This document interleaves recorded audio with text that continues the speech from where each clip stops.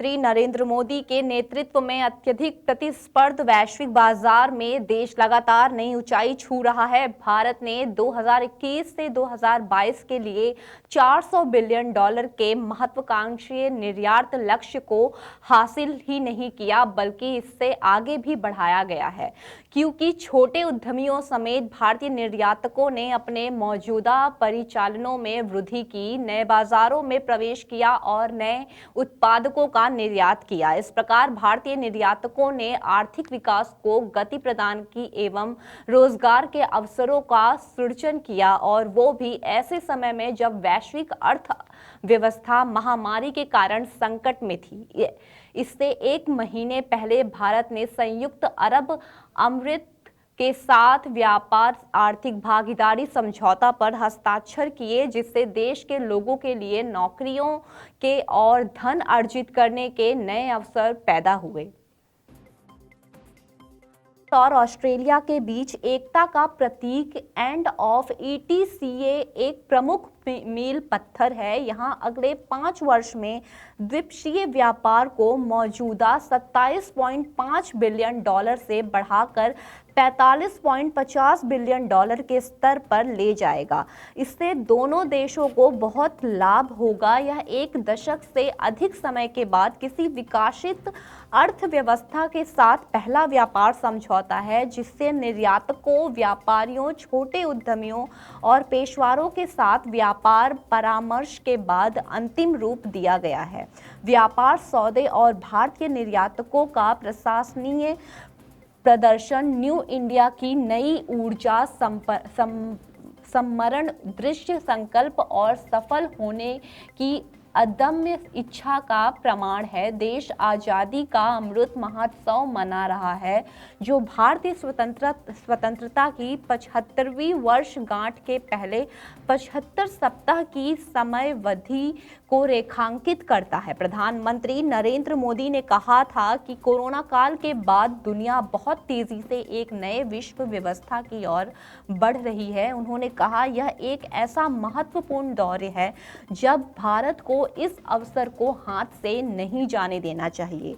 अंतर्राष्ट्रीय मंचों पर अब भारत की आवाज बुलंद रहनी चाहिए। भारत को नेतृत्व की भूमिका के लिए खुद को योग्य समझना चाहिए।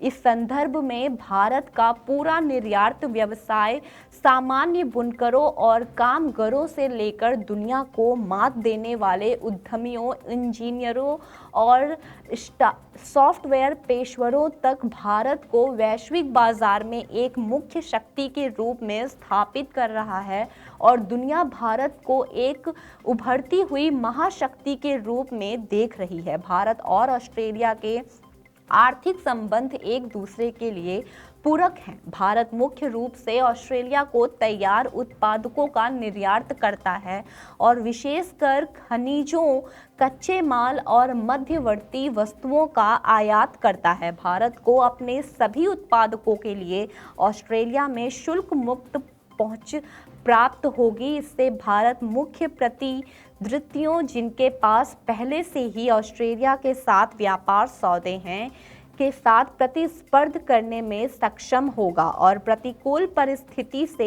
होने वाले नुकसान को कम करने में सफल होगा।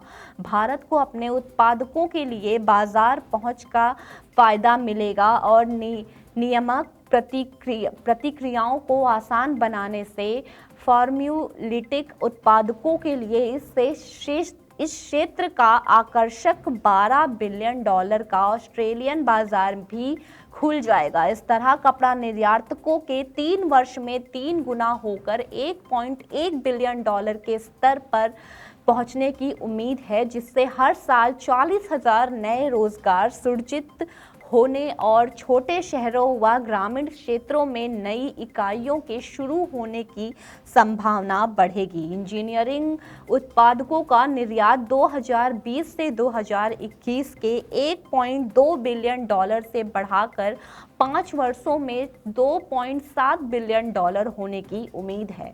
ऑस्ट्रेलिया और संयुक्त अरब अमीरात के साथ व्यापार समझौता से अगले 5 से 7 वर्ष में प्रत्येक प्रत्येक के संदर्भ में 10 लाख नौकरियां के सृजन होने का अनुमान है। वे निवेशकों का उत्साह भी बढ़ाएंगे और वैश्विक आपूर्ति श्रृंखलाओं और भारत की स्थिति को बढ़ावा देंगे, जिससे समझौते में एक रणनीतिक आयाम जुड़ेगा।